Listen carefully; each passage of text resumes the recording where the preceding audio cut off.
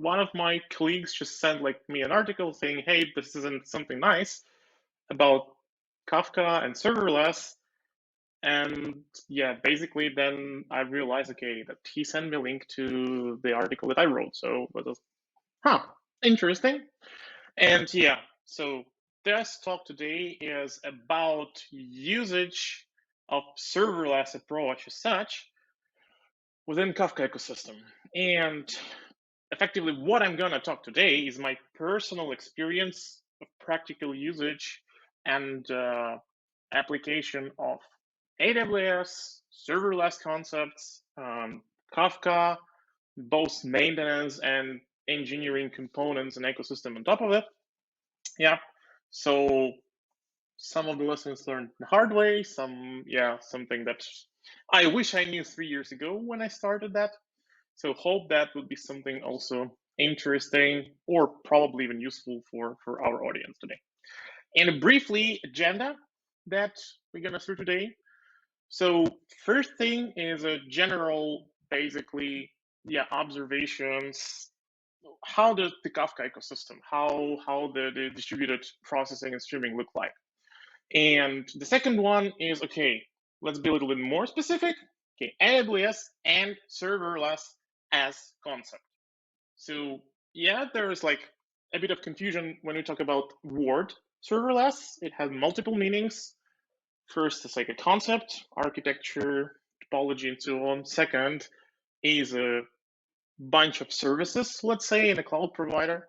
And the third one, there is even a framework called serverless, mainly dedicated to deployment and configuration management for your serverless applications. So yeah, today I'm going to use basically interchangeably first two of them. So serverless as concept and also ecosystem of serverless services within AWS ecosystem as such. Okay, next one. So we're gonna through several classy scenarios, which all of you know for a while. Yeah, that's not rocket science, those stuff. However, what is interesting for us is, okay, I know I did it 1,000 times using classical approach. Okay, how the same task might be solved using serverless approach. Yeah, and basically just bunch of scenarios there. No doubt there are more than that, of course. However, the time is limited today, right? And also, a couple of things summarized as learned from this practical usage in maintenance. Yeah, and in the end, hopefully we'll have some time for questions and answers. So let's start from overall, landscape of classical, typical distributed system in a cloud on premise. It doesn't make that huge difference on that helicopter overview. So you do have multiple clients, multiple user-facing applications. You have some persistent storages. You have to integrate with some third-party APIs. Many cases that's HTTP, REST API, right? Sometimes you also have the asynchronous communication with message brokers and things like that. Yeah, and you also sometimes need to offload your operational or logging data or some sort of reporting and analysis for historical archiving, for further advanced analytics, machine learning. Basically sort of data lake, data mesh nowadays approach. So various scenarios, and many of them rely on a sort of kind of a transport real-time streaming system, which is pretty often, especially in large organizations who have tons of traffic, that transport streaming layer is backed at a core by Kafka as such. So this is more or less typical set of things. So of course, there are inputs of the stream, like your mobile application, for example. You do some sort of distributing your relational database, so change data capture or CDC is also classical architecture approach there. And you also have the outputs to offload your data for persistence, disaster recovery, and so on. So this is more or less typical landscape there. right? And of course, like we used to do things ourselves. Why? We're developers, we're pretty smart guys, we know how technology works, we have a lot of experience, and of course, this will work. However, if you decide to go that way, there are way more efforts to do before you actually gain the goal, the result. Yeah. So something that I got told today. So agile is not about following ceremonies, it's about achieving results and bringing value. So yeah, building stuff on your own definitely will bring the value at the end. However, the time of that delivery most likely will be a little bit higher, sometimes not a little bit. Beside that, second thing, the own solutions require really coherent knowledge from multiple areas. And sometimes that's also not the case. So again, using new technology, migrating to other data center provider, changing basically even major version of your technical stack might lead to unpredicted, unknown results as well. It's not even specific basically to software industry. It might happen in general.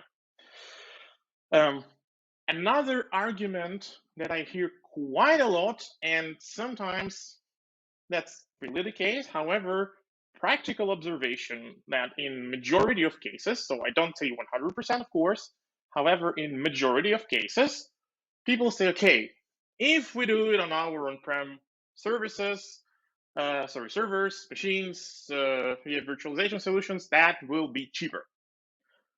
If you're really owner of the data center, of course, right?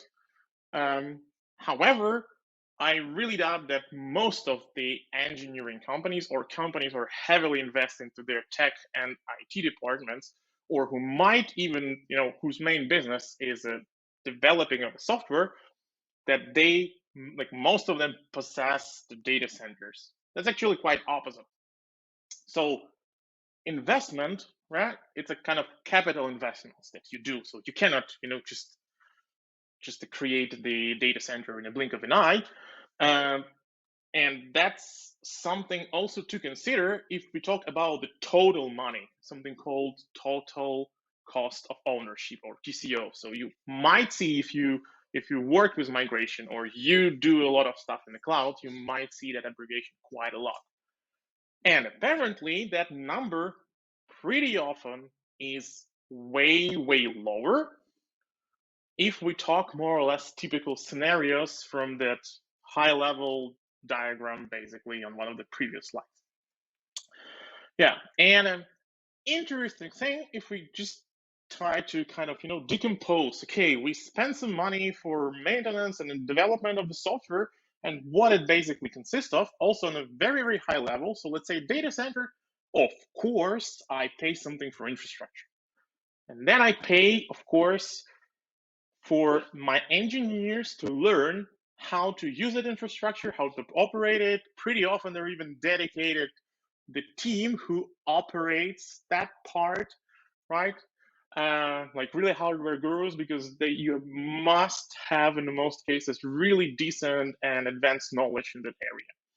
The next section is, of course, development itself, because we are building software, right? And so the moment when the software developed is not the end of the story, it's actually the beginning. So we will have to operate to maintain that software, which also, of course, has certain price. Yeah, and if I look into the cloud, the situation is a little bit different there. So we say we pay for the usage of the service in the cloud provider of your choice. So yeah, as I mentioned, I do work with AWS. So everything that I'm gonna say today is effectively about AWS world and AWS ecosystem. However, some of the things are not specific to Amazon. Yeah. Then the next part is, of course, learning. And also, similar situation, your engineers need to gain the knowledge. Good if the people worked previously with that, yeah. If not, that's something that is a usual scenario. Sometimes people work with a different set of services in the cloud. Somebody work with the other cloud providers and so on. So certain learning curve is definitely there. And two very same, I would say, group of costs, also engineering and maintenance of the system. So this is it. However, if I look a little bit deeper into that, pretty often what happens is underestimation of your environment, your resources, and your abilities. Right? So if I get back to this picture, then what happens is that you have additional costs for maintenance of your infrastructure and your hardware. Things like patching your operating systems, things like updating databases, checking that your hard drives are still functioning, switches, and so on. And yeah, like Amazon Folk says, everything fails all the time.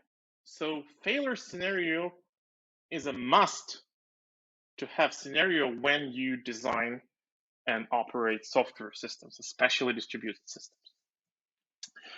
Okay, the next important thing to consider from a general perspective using cloud providers such is that in the cloud, the big part of the services, and that's the whole point, is charge you for what you use actually, what you actually need.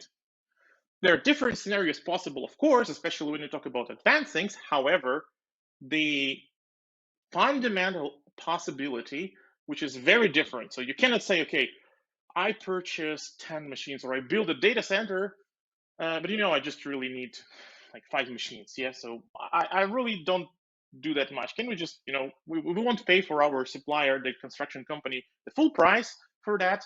We'll just pay like 30% because apparently we figure out that we just use the 30% of the power of the data center. So sorry, that's not usually the case. And in a cloud, especially when we talk about serverless approaches and serverless services within cloud provider, that's exactly the model, including payments that you do. Yeah. One more item there is that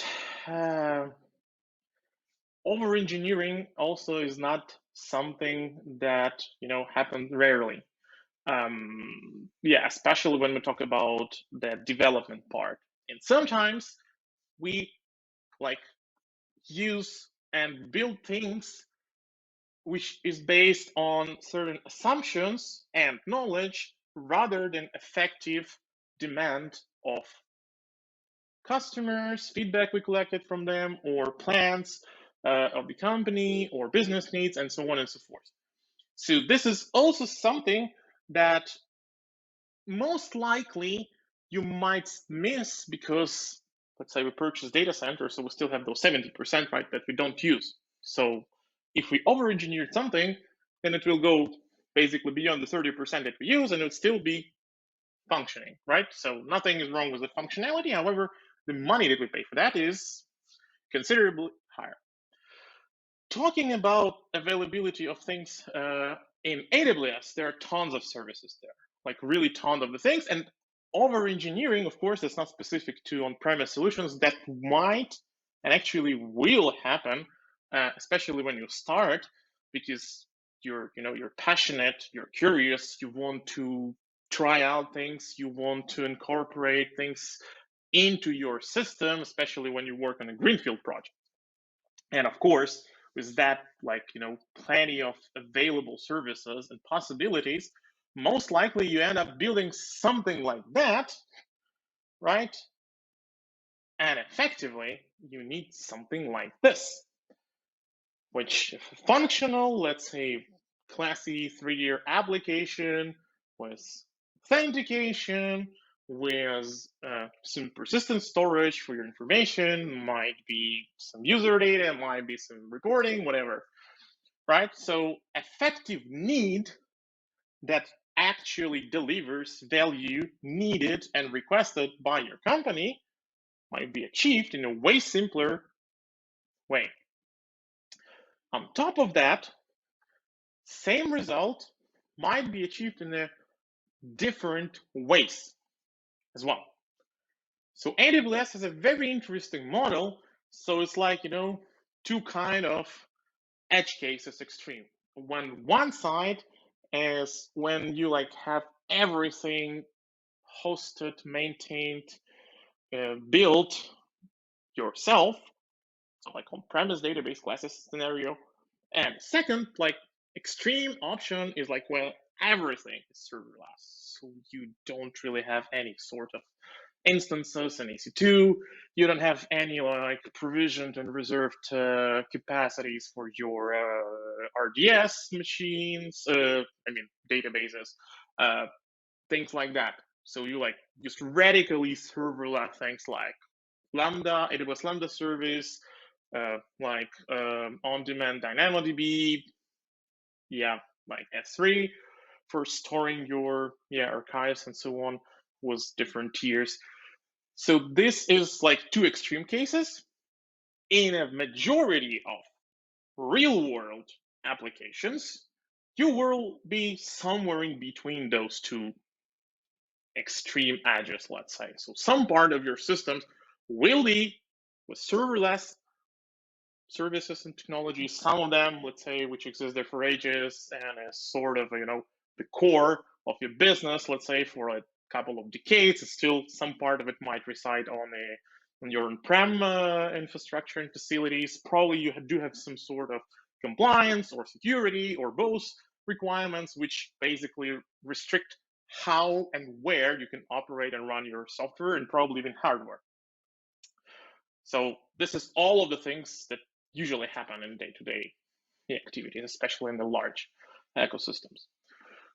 And what I said, so except like one perspective to look into that was, okay, we're somewhere in between server full and serverless extremes. Other part, which is really interesting, is that there is a concept of those kind of expertise tiers in AWS. So first layer, something you can consider as business layer services, says, okay, I don't need to be like expert senior software data engineer to build some sort of basically application or system. So there are services, let's take some machine learning example like recognition, Poly, where you don't need even to write the code for certain scenarios. So you just need to provide the data and then you need to analyze the results.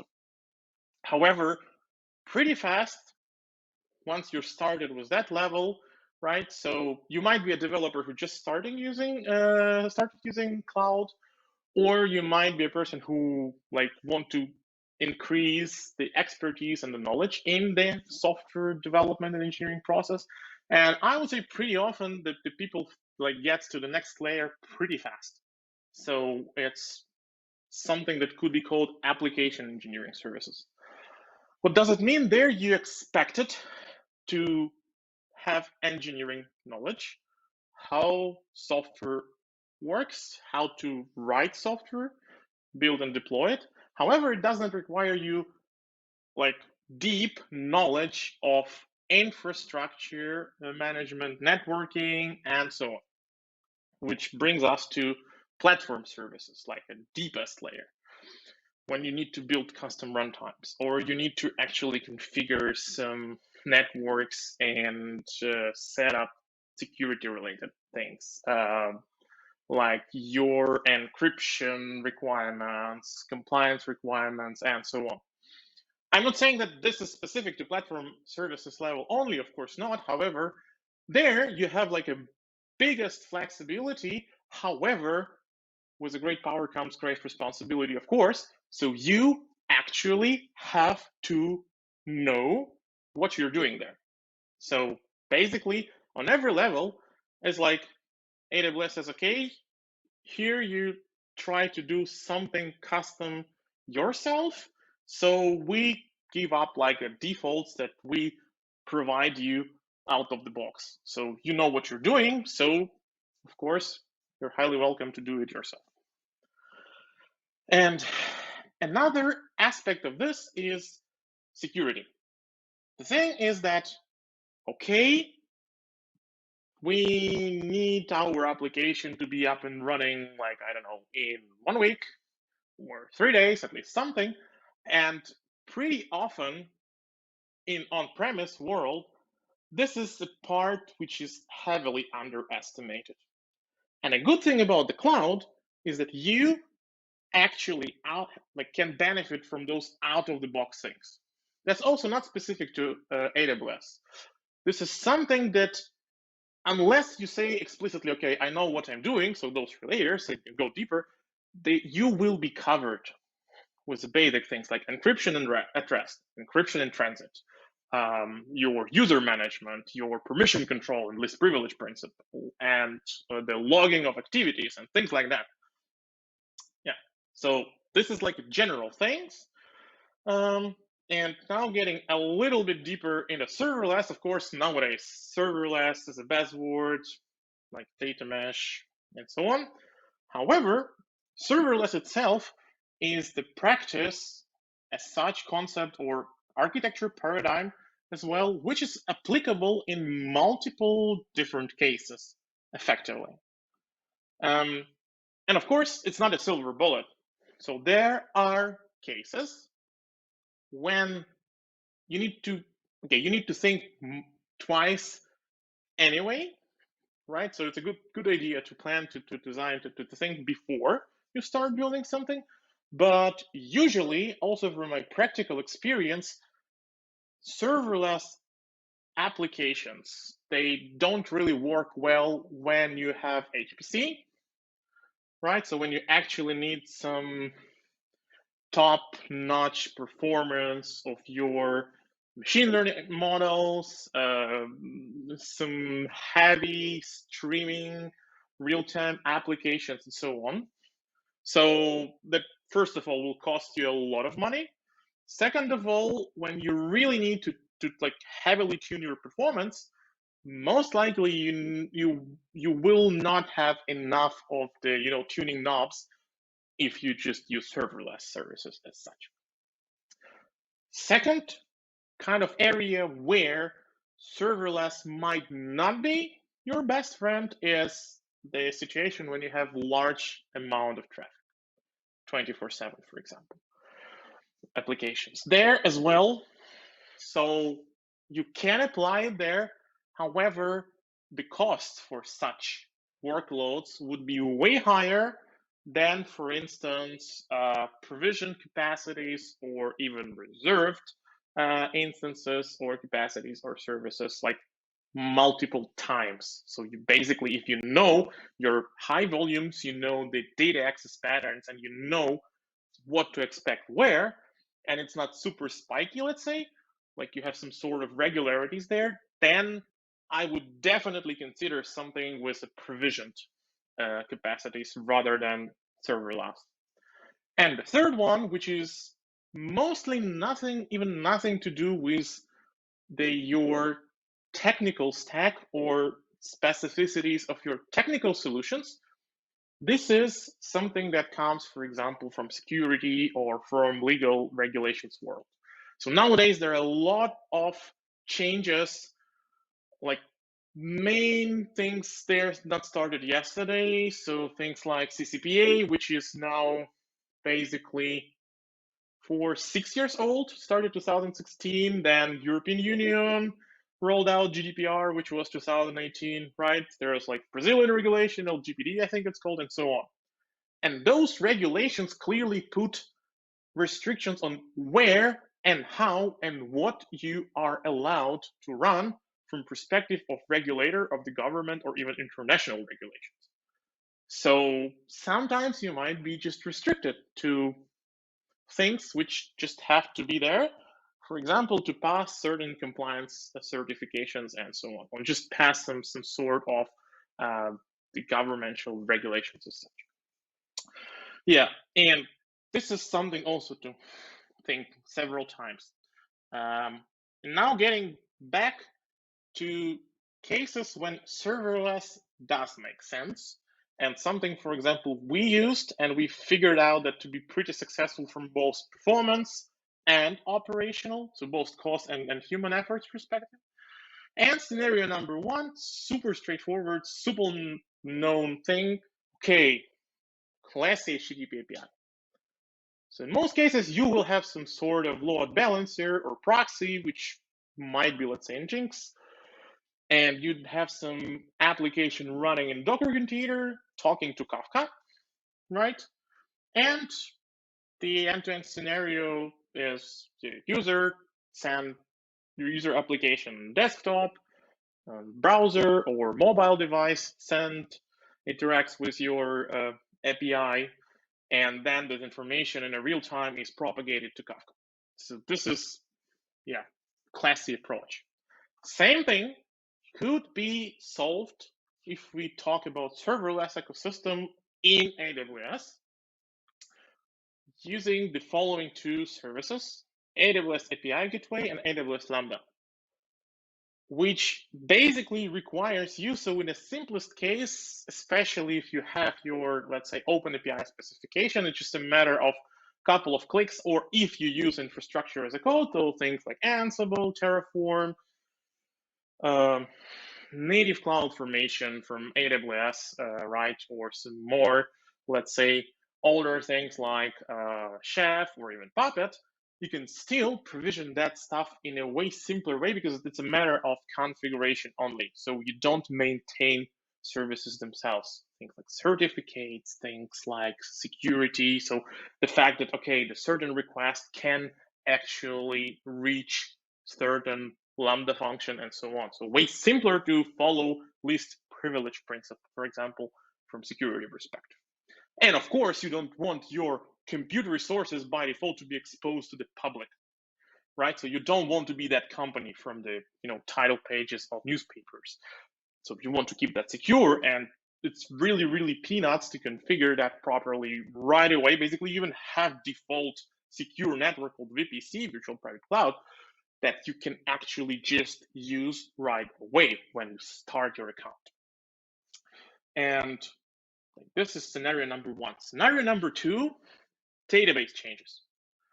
So again, we have database, classic scenario, we want to distribute that information in a more or less streaming way, so we can use publisher subscriber model for multiple, let's say, consumers. So we're building decentralized ecosystem, like microservice oriented architecture. And you have, let's say, relational database, for instance, MySQL, and you use also, not a rocket science, one of the very, very popular solutions is a Debizium source connector based on Kafka Connect ecosystem or framework, which under the hood is like 24/7 running Java, let's say, container. You might run it like on-prem as a just clear, more like pure Java application still. However, it just works, right? So nothing is wrong with this approach, and in a very, very many cases, that's perfectly right solution. Alternative to that you might use, if we talk specifically about serverless and the cloud, okay, so first thing, our databases could be managed as RDS service, right? So relational database services, surprise, surprise, where you have basically to configure your database, right? So you don't do actual installation, patching, maintenance. If you use purely serverless things there, which is possible, you don't even need to bother with scaling out and scaling in, like horizontal scaling of your database, like nodes. That the cloud provider will take care of that for you based on specific criteria. And of course, this is like, okay, persistent layer. Now I need to propagate those changes. So I actually want to get my CDC out of it. So possible option using database triggers combined with AWS Lambda functions, which also fit pretty nicely, right? Because then your application, your system is event driven by design. And also you pay for that. So if there are no changes to a table, let's say there's some static information there and it doesn't change, let's say, every second, but more like on a regular basis, like once per month or once per quarter, some sort of reporting, for example, database, then your costs are automatically like much lower than let's say, payments for your 24/7 running Java containers in a data center with the BZM connector.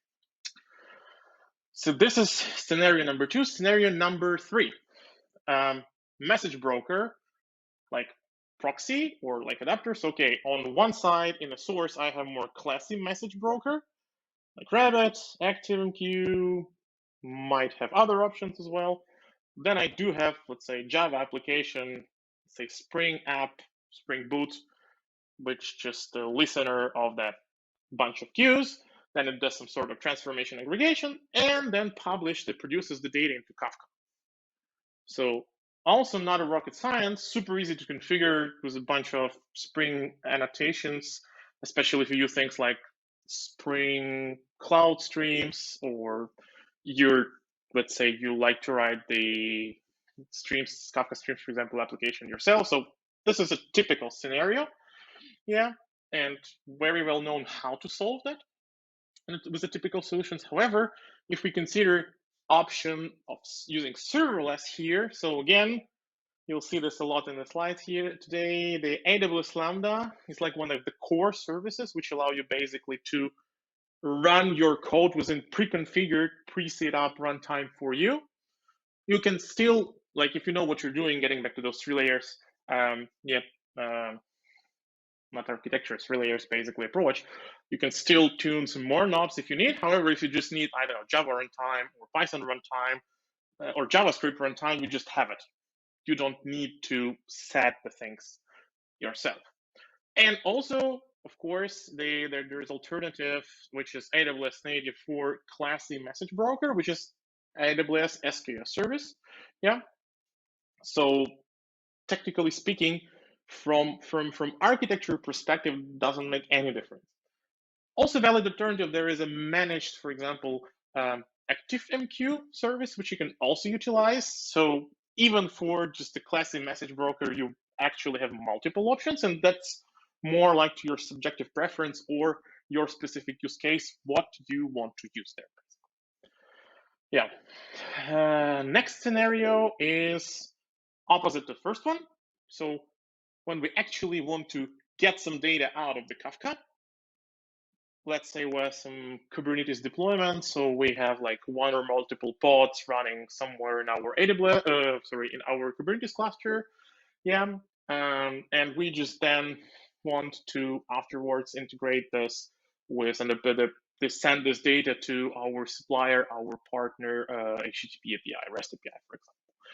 Also very well known, right? And with the serverless approach, you can do things like that. So you can just purely configure AWS Lambda, even to be basically purely event driven from your Kafka messages. So like on each and every new Kafka message that is produced, there will be a single dedicated Lambda invocation that basically is run in a secure network, and then again, not a rocket science, how to send a HTTP request from that. Of course, there are like tons of options how you can like build applications which consume messages from Kafka and send it to external REST API. Yeah, however, I would say that this is really the simplest, and in case you don't have, as I already mentioned, high traffic there, this is a majority of cases the cheapest solution as well. Yeah. Last but not least, scenario where you just want to offload your, let's say, raw data, or you want to do actual dump of historical data from your Kafka topics because you, for instance, have fixed limited retention time in your Kafka cluster, let's say, to reduce costs or optimize performance and so on, right? So there is, quite interesting case. I think New York Times used the Kafka as sort of historical logs of all the articles with infinite retention, which is interesting. And also today we had a really great talk about the more details about the Kafka, from Vix. Renato talked about things like compaction and so on. So yeah, if you know what you're doing with the Kafka, you can do it in a different ways. However, if we talk about the archiving and persistence, it's way more cheaper to take out the data from the Kafka and store it in some other persistent location. So classy approach, okay, we use Spark, for example, Spark Streams, and we just put it some sort of HDFS or some other network or distributed storage and so on. And if we would like to solve very same thing using the AWS ecosystem and serverless approach, so again, Lambda function is your friend here. Also multiple options possible how exactly your Lambda would be configured. And you just offload stuff to S3. And the good thing that none of those services require you to maintain things like disks, like care about scaling out the volumes and so on. It will just work out of the box. So for you, it feels like it's a virtually infinite persistent storage. Of course, there is certain reasonable limits there. Also, there are multiple tiers, multiple layers, which allow you to save even more money. However, this is not the purpose of this talk, to talk about the potential cost optimization here. And basically, this is something that, yeah, would be like a default scenario, unless you want to get in more advanced things and so on. If we get a little bit deeper into the Kafka ecosystem itself, so people who work with the Kafka, and again, so this is not something I invented, so I definitely recommend you to go to this amazing learning portal from the Confluent guys. So they had amazing learning materials, amazing videos, courses, and so on. And basically the technology, which is called Kafka Connect, which is a bunch of standard, well, how it's called, connectors or adapters, which allow you to do two things. So you can say, okay, I want something called source connector. So it takes the data from my storage, from my external upstream system, and puts it into Kafka. Classic scenario relational database, or file storage, or external service, Salesforce, for instance. Second type of the components of Kafka Connect is so-called sync connectors. So component that reads, that consumes the topics from Kafka and offload it to storage. So scenario number 5, for instance. So I take data from Kafka and I want to offload it to S3 or to my GFS. So that would be sync connector. And this is something that you can do in a serverless mode as well, with basically managed Kafka Connect service. And with managed Kafka managed service for Kafka. My apologies for the name of the Kafka service. So you can say, I want to use managed Kafka as such. Moreover, even Kafka itself, if I use AWS managed Kafka service, could be serverless. Again, something to consider. So if you have high throughput, high load cluster, I would definitely recommend you to consider provisioned cluster, or even go to some more advanced mode with, like, historically Class A setup based on AC2 plus EBS.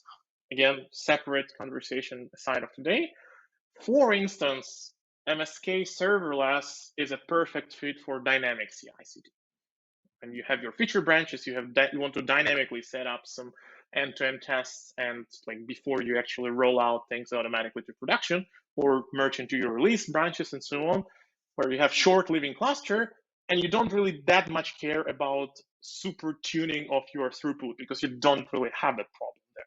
However, you want to test end-to-end scenarios. So this is a definitely valid scenario, very useful, very simple to set up, and where the serverless approach for Kafka itself shines. And of course, there are way more serverless scenarios, so patterns, typical solutions. And if that's something that looks interesting for you, I highly recommend you to visit the Serverless Land basically website. Things there goes far beyond just the Kafka scenarios that we just mentioned. Great thing about that the vast majority of those examples also had a code sample projects. So some of them you can just use right away. For instance, if you're in AWS, you can just download and apply the CloudFormation template right away, basically from there. So typical solution, so typical problem, typical solution, you just configure it. So no need to reinvent the bicycle. Yeah, this is basically it. And couple of lessons learned from all of that. So first, really start simple. It really as trivial and as simple as it sounds. However, with that problem that I mentioned about the over engineering and overthinking and preliminary optimization, sometimes, like realistically, even myself, I just forget about it. So it's a good, like, sanity check. Like, okay, is there a simpler way to solve this? Or like, do we really need that component? Do we really need a distributed system? Like, do we really need 24/7 running applications? So very, very, I would say even naive questions sometimes might help. Second thing, on contrary to the situation when we set up things in data centers, so things they require like large budgeting approvals because of that, because it's large amount of money. In a cloud, resources are very cheap, like very, very, very cheap.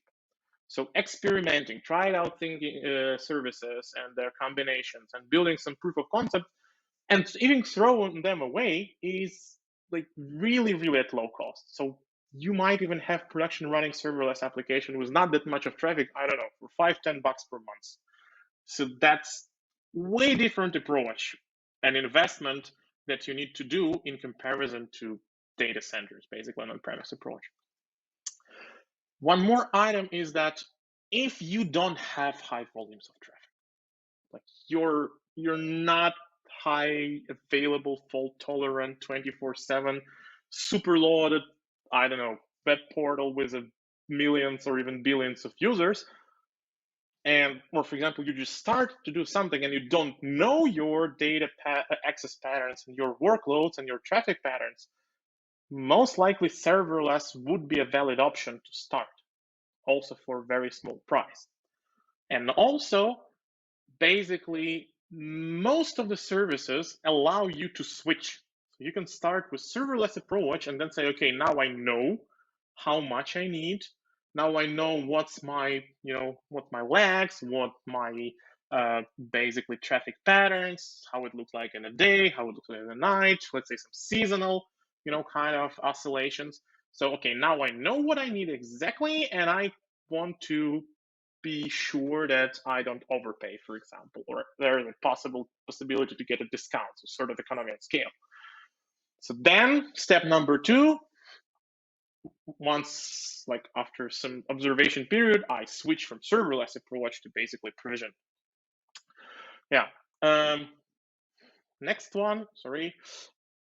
Of course, it's nice that I'm talking here about certain things, and for me, it's kind of experience that was successful. So yeah, that was my cases, but no doubt you have your own cases.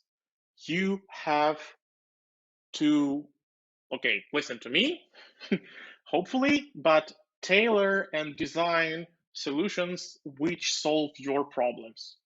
So that, of course, requires adoption, requires understanding, like if it's even needed. So might be that serverless is just not applicable or not reasonably applicable, and in a very, very, very many cases, the way to do that is just the measure.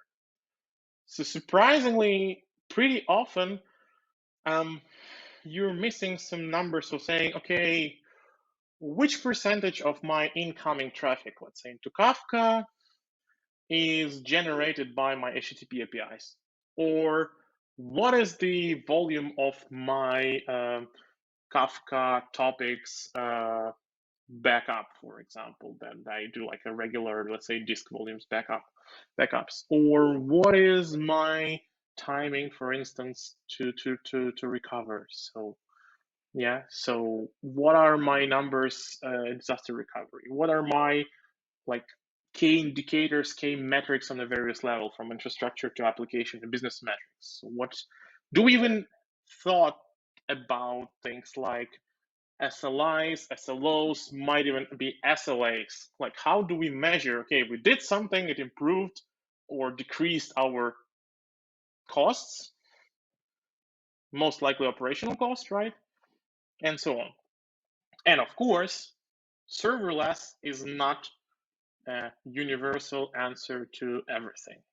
So please don't consider serverless as to be like a remedy for all the issues, right? Like in the joke. So I haven't heard the question, but the right answer is Kubernetes. So same thing. Like right answer is not serverless. So see the item like, okay, tailor tools to your needs. And hopefully with all of that, you apply the serverless paradigm as such, and you save some time, energy, inspiration, and of course, costs. And hopefully, part of that cost could be donated to support Ukraine standing against all those horrible things that happens. Yeah, so we can buy more drones, for example, and stuff like that. And thank you very much for your attention. And I think we have some more minutes for questions. And if you like to connect with me and continue the discussion, please, this is a QR code basically to my LinkedIn profile. Feel free to just text me. Yeah, I would be glad to have a more detailed, let's say, technical or organizational conversations. Yep. Yeah, and everyone, I'm asking you, please don't be shy. Put your questions into the chat so that our speakers could answer them. So far, I don't see any questions, Taras. So let me use this couple of minutes while probably we are waiting for some questions. Let me say once again, thank you for joining. Thank you for taking part in this event. And I feel like we're really close to the goal of this event in raising the funds for the 16 drones that will allow us to be really efficient, our armed forces, and to bring our victory closer.